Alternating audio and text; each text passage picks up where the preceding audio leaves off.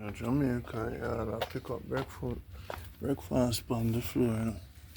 Ooh, look here. Time for breakfast. That's how life stay, you know. Right around May 27th, I always come back to Jamaica around May 25th, 27th. And that's when the mango tree, I say, wow. I say, now, leave them there for tomorrow morning. Every day we're going to eat 2 mango and I'm off the whole tree and I don't get nobody none. Eh? We don't want no guns. Them boy they off a run. Get there. Jaja. See it there? Me telling us a life in abundance.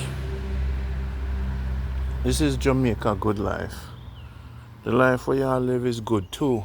But the life for me I live is good too. Love you know.